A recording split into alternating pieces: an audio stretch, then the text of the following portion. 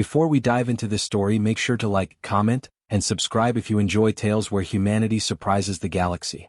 What would aliens think if they saw us sleeping in the arms of monsters? Drop your thoughts below, and now let's begin. The transmission flickered through layers of ionized atmosphere and encrypted relay channels before reaching the observation post orbiting Earth's northern hemisphere. Cold, clinical eyes blinked in unison as the data parsed across holographic interfaces. Dozens of crystalline digits danced above a projection of the North American boreal forest. A snow-covered wilderness stretched below like a frozen, breathing beast. "This is it," said Zalari, leaning forward with three-fingered hands steepled. Subject 499 Beta. Human. Solitary. No recorded companions. Status alive. Movement reduced. Environmental threat level high. Predatory proximity extreme. Extreme? Snapped Dravik, the fleet tactician. The cold itself should have killed him. How is he alive? That's what I intend to learn, Zalari replied, eyes glowing faintly violet in the low light. The rest of the crew stood back, uneasy. No one liked these kinds of subjects. No drones had ever successfully engaged a human without losing integrity. Humans were unpredictable, violent, social, capable of immense compassion and total annihilation in the same breath. "Are you sure this isn't a simulation?" one of the junior analysts asked. "That terrain is lethal." "Confirmed real-time," Zalari said, voice neutral. Drone 113A recovered stealth cloaking and resumed passive observation. "The feed is genuine. And it's peculiar." With a silent gesture, the footage zoomed in. There, nestled beneath the boughs of a snow-laden pine tree, was a human male. His face was partially obscured by a thermal hood, but his exposed cheek was red from frostbite. His eyes were closed, his breathing shallow, but steady. His gloved hand rested on the massive flank of something covered in thick brown fur. Dravik's eyes widened. "Is that, by the stars, is that a Ursus arctos horribilis?" "A grizzly," Zalari confirmed. "Yes." The bear lay curled around the human's frame like a living furnace, its breath steaming in the cold. One paw the size of the human's entire chest was tucked close, its massive shoulder pressed against the man's back. Its eyes were closed. It slept. "Explain," hissed one of the observers. "How is he not dead? Why isn't the bear eating him?" "I believe," Zalari said slowly, "the bear is protecting him." Laughter rippled through the crew. Nervous, metallic. But Zalari did not smile. "I don't understand," muttered Dravik. "Grizzlies are solitary apex predators. They attack over territory. Noise. Hunger. This one should have torn him apart. It didn't." Zalari tapped a panel and rewound the footage. Several minutes earlier, the drone had captured the human trudging through deep snow, stumbling with exhaustion. A large gash bled down his leg. He'd collapsed near a tree.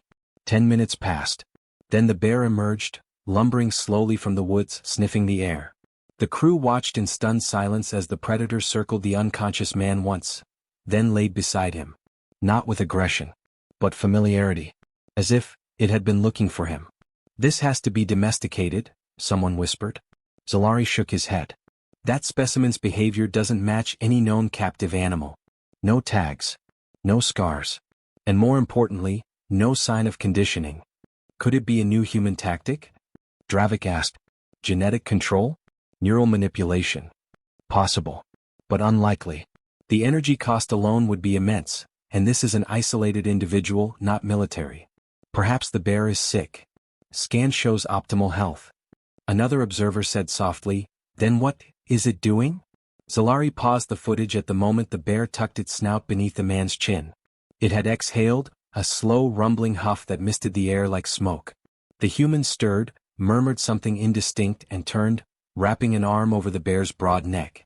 "I believe," Zalari said, "this is affection." "You mean symbiosis?" "No," he looked up. "I mean something far more dangerous." No one spoke. The only sound was the ambient hum of orbiting machinery and the quiet playback of wind through the drone's mic-array. "I have been studying Earth's ecosystem for 6 orbital cycles," Zalari continued, his tone heavier now. "And there is a pattern. Where humans go, the rules of nature bend. Not break, but bend. Predators behave unusually. Prey respond with reduced fear. In some recorded cases, even apex predators yield territory to human presence without violence." "That's impossible," someone snapped. "Nature doesn't work like that." "Exactly," Zalari said. Which is why this isn't nature. It's humanity. The implications rippled through the room like a concussion blast. For most advanced species in the galaxy, survival depended on mastery over environment or machinery. But humans had a third option, one rarely understood and often ignored. They connected. Not just with each other. Not just with machines. But with the wild, the monstrous, the untamed. And sometimes the wild responded in kind. I've reviewed footage of Siberian reindeer trusting children with food, Zalari said. Leopards allowing tribesmen to walk unmolested through kill zones. Elephants mourning human caretakers. Dolphins lifting divers to the surface after equipment failure. Dozens of examples, each statistically improbable, and yet always involving one species. But this is a grizzly bear. Dravik barked. You don't pet a grizzly. You run or you die. Tell the bear, Zalari replied quietly, resuming the footage. The man shifted again, muttering something soft. The bear responded with a guttural sound almost like a purr. Then it curled tighter around him like a blanket with claws. What if, Zalari said, humans didn't survive Earth's predators by defeating them, but by earning their trust? Silence. Real, unbroken silence. It was a horrifying thought. Not because it made humans powerful in the way the Galactic Council measured strength, but because it made them different. Alien. Capable of reaching into the jaws of death and finding warmth. Send the data up chain, Dravik said finally. Flag it for psychological warfare relevance. Already done. And the human? We continue observation, Zalari replied. No contact. And the bear? Zalari looked at the still screen one last time. Make no mistake, he said. The bear is not the mystery here. It is the answer. As the lights dimmed in the observation chamber and the crew dispersed, no one noticed the last line in the transmission metadata, quietly blinking behind the main feed. Human subject 499 beta. Risk classification updated. From isolated primitive to eco-social apex entity. And far below, beneath the stars, a man dreamed peacefully in the arms of a monster that chose not to kill him, but to keep him warm. The feed looped again in eerie silence, the image frozen on the human's hand loosely draped across the bear's neck. Each time the scene played, the room seemed colder, heavier. The alien crew, so accustomed to danger reports and field incidents from distant worlds, found themselves paralyzed by the simplest thing they'd ever seen, a man asleep. And he was still alive. No containment suit. No reinforced shelter. Just layers of animal hide fabric, a fireless night, and the hulking form of a predator that should have, by every metric in behavioral protocol, shredded him to ribbons. Dravik stood rigid, one hand curled into a tight fist behind his back. His species' skin, normally a pale umber, had flushed with adrenaline. This isn't right, he muttered. The animal should have fled or killed. There's no scenario in our database where an untrained grizzly maintains that kind of proximity without coercion. The database wasn't prepared for humans, Zalari said without looking away from the footage. You sound like you admire them. Zalari didn't answer. Instead, he keyed in a command and brought up a secondary bank of data. Dozens of short clips, each sourced from previous observation drones dispatched over the years. Silent thumbnails loaded across the main display, a man hand-feeding a wolf in a snowstorm, a teenage girl resting beside a jaguar deep in a jungle temple, a diver swimming alongside a massive orca, brushing fingers against its fluke like it was made of silk. These were anomalies, Zalari said quietly. At least that's what we called them. Dravik turned toward the images, eyes narrowing. I remember this one, he said, pointing to the orca clip. The predator followed the diver for an hour before disappearing. The analysis team labeled it a scouting behavior. Preparatory stalking. It wasn't. Zalari rewound the footage frame by frame. At the final timestamp, just as the diver's air supply gauge flashed red, the orca surfaced beside her. Its body blocked a potential riptide.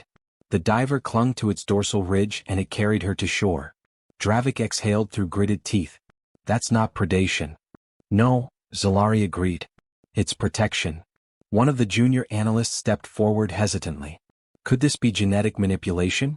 Perhaps humanity's meddling in the genomes of their native fauna has become more subtle than we anticipated. No tags, no markers, no artificial glands, said Zalari. We've cross-referenced dozens of interactions. The common variable isn't the animal, it's always the human. They form bonds. Dravik scoffed. You're suggesting humans befriend apex predators? That they've tamed death? No. Not tamed. That implies control. This is something more ancient. Older than language. They don't dominate, they connect. And it isn't just with domesticated animals.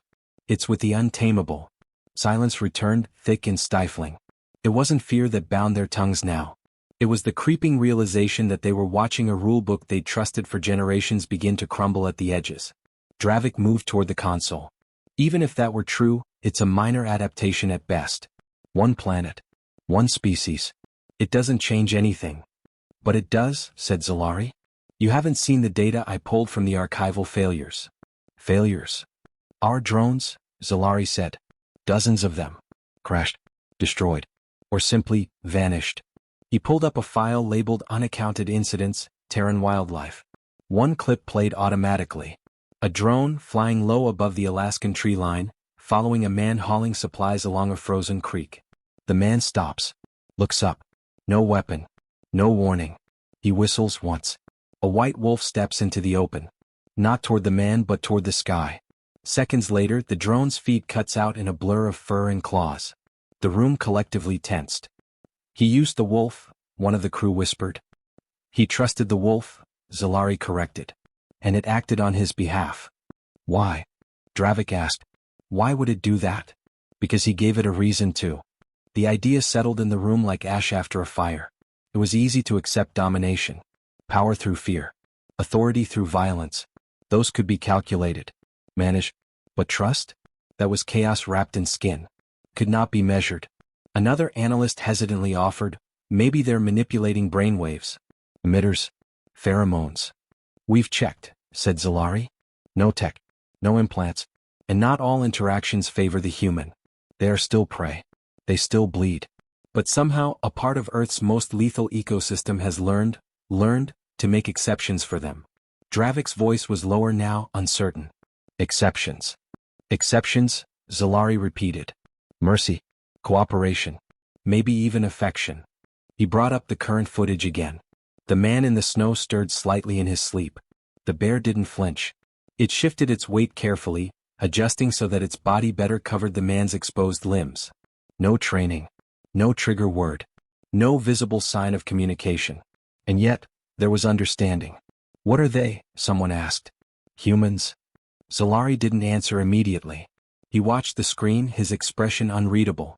Something, unfinished, he said finally. Unpolished. But not primitive. Not in the way we once thought. They're a species that should have died 1,000 different ways. But they didn't. They adapted, and not by destroying their predators but by inviting them in. By offering something no other apex species ever dared to share. And what's that? Trust.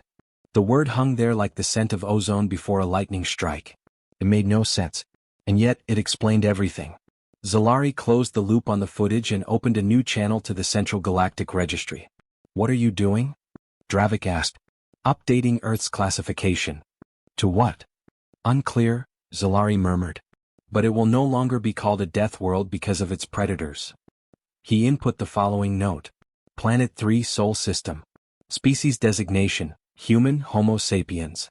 Revised threat assessment. Ecosocial apex entity. Capable of high-risk behavioral integration with independent predator class fauna. Further contact not recommended. Observe, do not engage. Dravik watched the screen darken and asked after a long silence, You still think they're dangerous? Zalari turned, and in his eyes was something the others had never seen before. Reverence. More than ever. Far below, Earth turned slowly beneath a web of stars. Its storms raged, its wilds roared. And somewhere, a man slept in the crook of a monster's arm, proving that the most powerful weapon his kind ever wielded wasn't a tool or a gun or a warship. It was the terrifying simplicity of being trusted by the wild. And that changed everything. The room had changed. Not physically but perceptibly. It felt smaller now, tighter, as if the knowledge they'd uncovered about humanity pressed in on the walls like gravity thickening with each revelation. Zalari stood at the helm of the console, his features lit by the cold glow of surveillance footage. Dozens of screens bloomed across the forward interface, each displaying archived or live feeds, every one of them centered on human-animal interactions deemed anomalous by prior observers. Now those anomalies were evidence. One screen showed a child no older than 8 curled beside a sleeping lioness beneath the sparse shade of an acacia tree. Another, a fisherman lifting an injured pelican from an oil-slicked bay while dozens of predatory gulls hovered, watching but not attacking. A deep-sea diver surfaced, laughing, after nudging aside a shark's snout like it was an overeager pet. These were not stories. They were moments, raw, real, and captured by machines that did not feel but couldn't look away either. They're not just anomalies, Zalari said finally, breaking the silence. They're a pattern. A behavior so consistent it undermines our entire predator-prey model. Dravik sat hunched, his jaw tight. The earlier disbelief in his expression had given way to something closer to calculation. This changes how we define environmental dominance, he said. If a species can override instinct in others, without fear, without weapons, then we're not just looking at intelligence. We're looking at emotional sovereignty. Exactly, Zalari said. Emotional sovereignty. The ability to influence behavior through nonverbal empathy. It's not manipulation. It's resonance.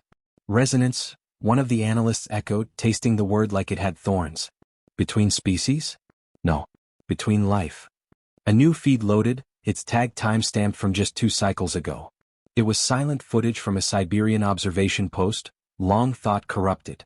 Zalari had spent hours reconstructing it. Now it played in stark grayscale clarity. A woman sat alone at the edge of a frozen lake, her body trembling, eyes hollow with grief. The report listed her as a widow, recently returned to a family hunting cabin. No human companions. No fire. No supplies. Then a shape emerged from the trees.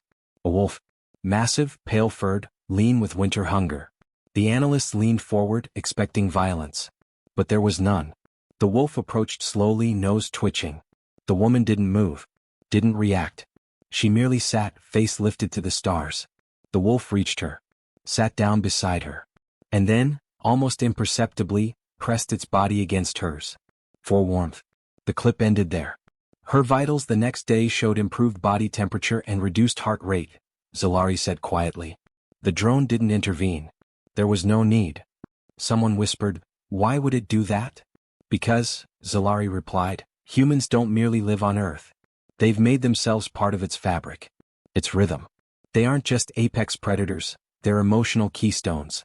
Earth's life responds to them because humans respond first. The implications slammed into the room like pressure under deep water. This was not the behavior of a colonizing species. It was something far more disconcerting. They weren't conquerors. They were connectors. Dravik rose. So what? We reclassify them, we quarantine Earth, fine. But we've studied thousands of worlds. No other species demonstrates this capacity for emotional interspecies resonance. That's the point, said Zalari. It's not common. It's unique. And uniqueness is dangerous. But they haven't spread, someone argued. They're still confined to their planet.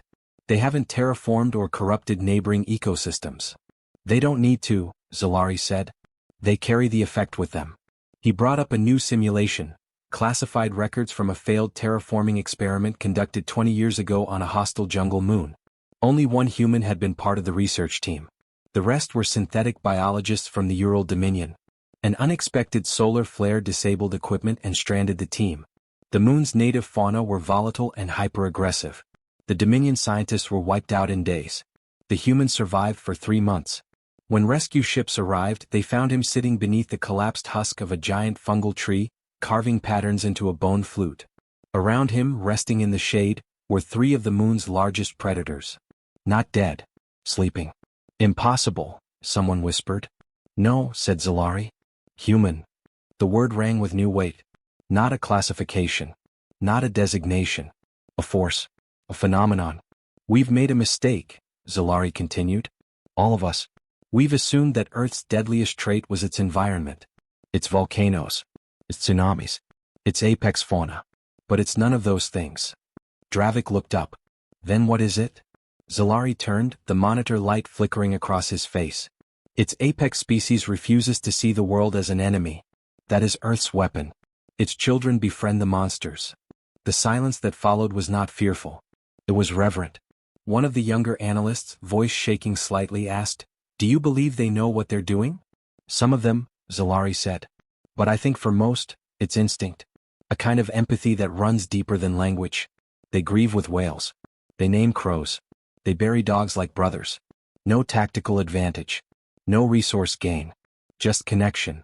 Dravik crossed his arms. Empathy doesn't win wars. Zalari gave him a look that was neither judgment nor pity. You're wrong. Empathy is the only thing that ever ends them. A warning chime pinged on the console. New live telemetry from the drone over North America. Zalari keyed it open.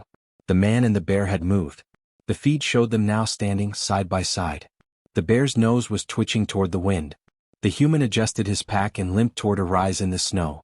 As the drone zoomed in, Zalari noticed something that hadn't been there before. Another bear. Smaller. Younger. Peering out from between tree trunks. The first bear turned its head. Made a sound, not a growl but a grunt, low and familiar. The young bear padded forward, cautiously. The man knelt in the snow and extended his hand. It sniffed his fingers. Then nuzzled into his chest. And there it was again, that impossible familiarity. He's not just surviving, Zalari said. He's raising its cub. Dravik took a step back. His expression, always so rigid, had cracked at the edges. Do you still think they're primitive? Zalari asked. No one answered.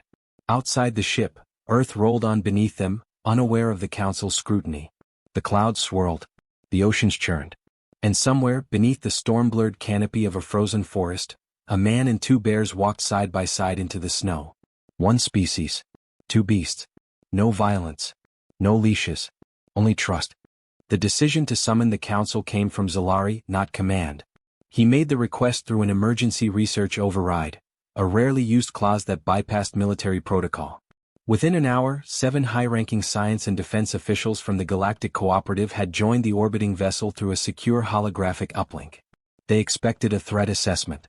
A planetary anomaly. A biological weapon. They were not prepared for what they saw. I ask you to observe carefully, Zalari said, and to suspend your assumptions. The chamber darkened. The footage began.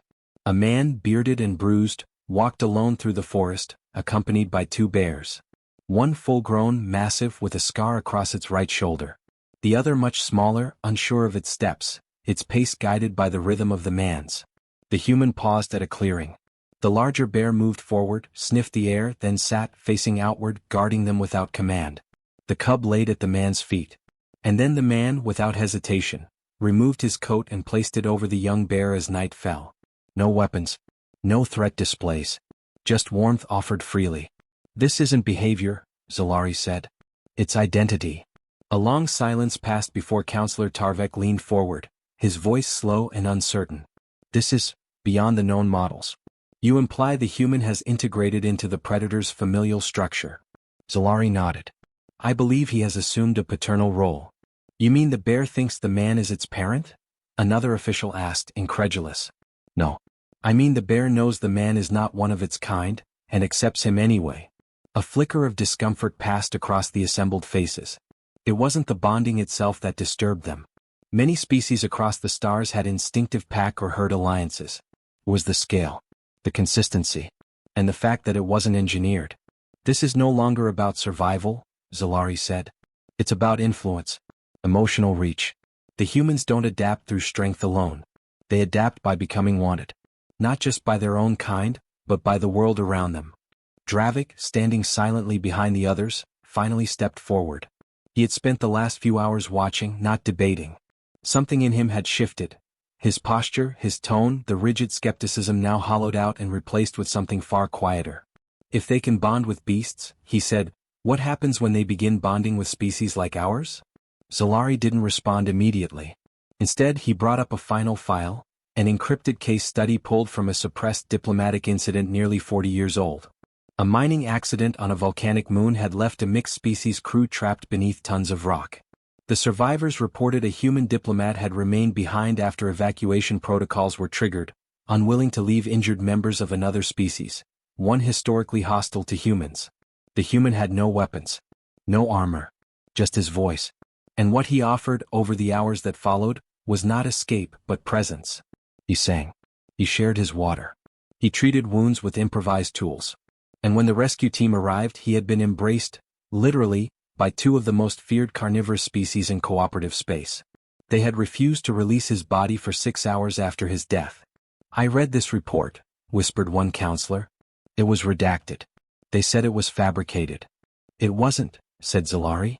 I spoke to the survivors. That diplomat died in the cave, but not as an enemy. Not even as an ambassador. He turned to the room. He died as family. Dravik's eyes were locked on the screen. Then this isn't just planetary. No, Zalari said. It never was. For the first time in the meeting, the air changed. It was no longer tinged with fear or suspicion. It was reverent, almost mournful. They're not just a dominant species, one of the biologists said quietly. They're a gravitational center. More than that, said Zalari. They're a catalyst. Where they go, connections follow. Sometimes peace. Sometimes war. But always, connection. He paused. And that makes them dangerous in a way we have no defense for. Counselor Tarvek leaned back, his expression unreadable. Then the question becomes, what do we do with a species that makes monsters kneel and enemies weep? No one answered immediately. Then Dravik spoke. We leave them alone. All heads turned. He continued, his voice steady. We don't provoke them. We don't manipulate or provoke. And we certainly don't underestimate them. We learn from them if we can. But we do not interfere. Zalari gave a slight nod. Agreed. Counselor Tarvek hesitated. And if they leave Earth? They will, Zalari said. Eventually. Maybe one. Maybe many. Then what? Zalari looked at the feet again, at the human now sitting by the fire, both bears sleeping at his side like kin. Then we pray, he said softly, that they consider us worth loving. The uplink ended.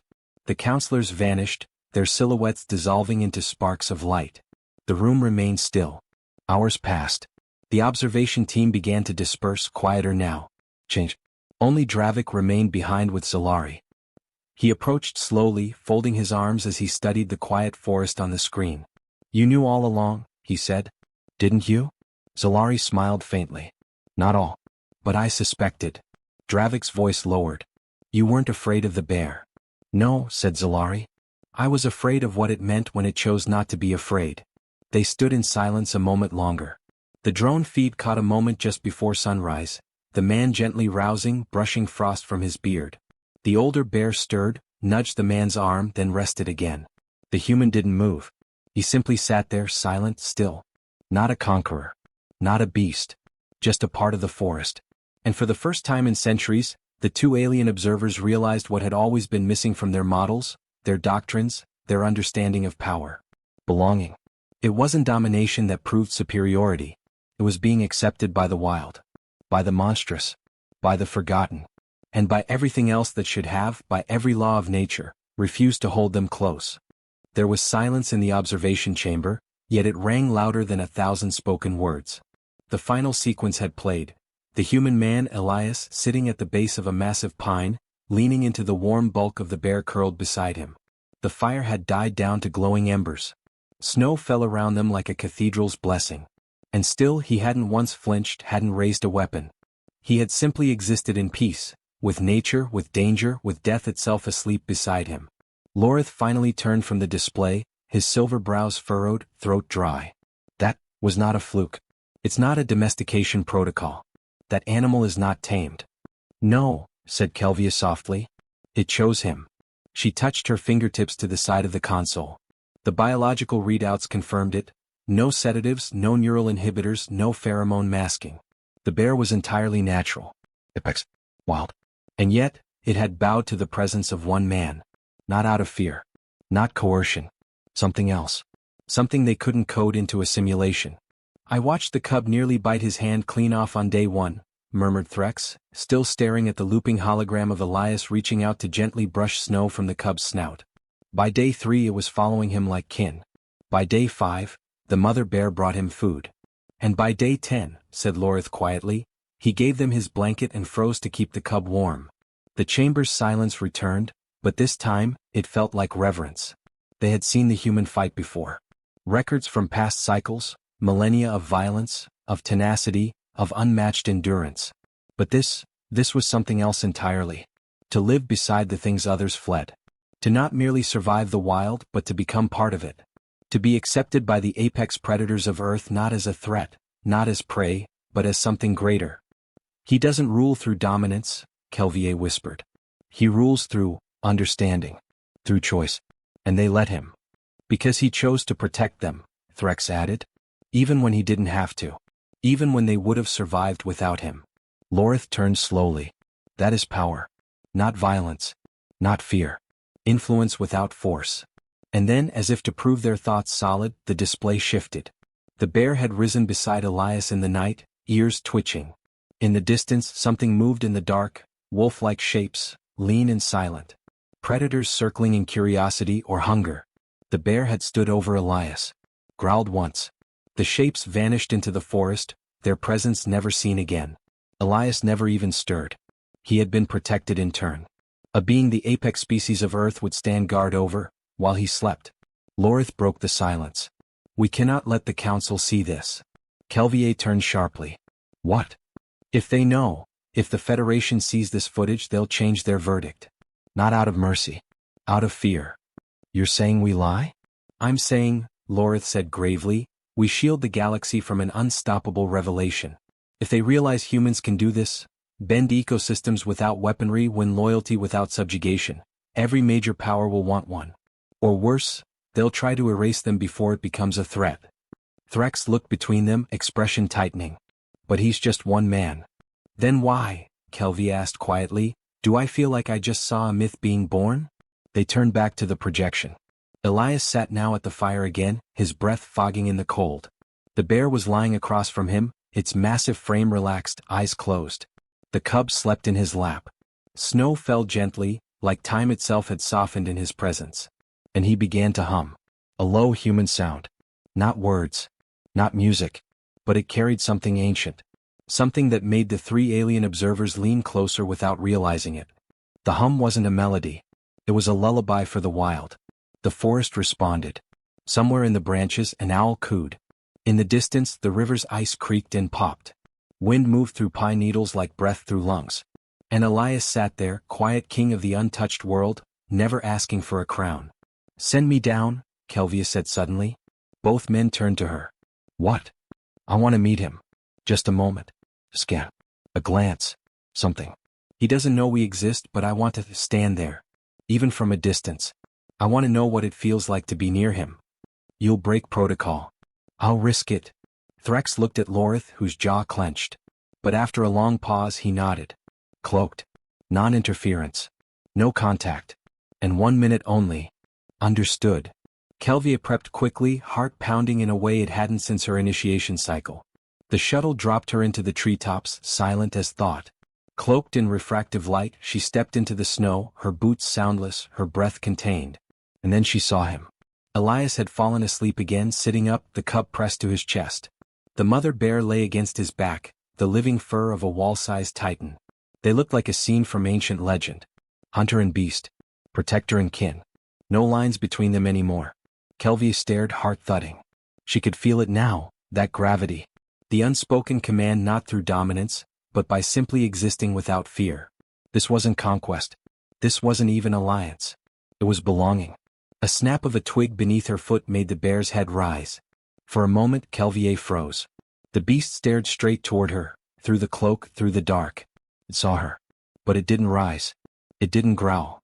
It lay its head back down. And the forest returned to stillness. Kelvia swallowed and stepped back. She didn't need the full minute.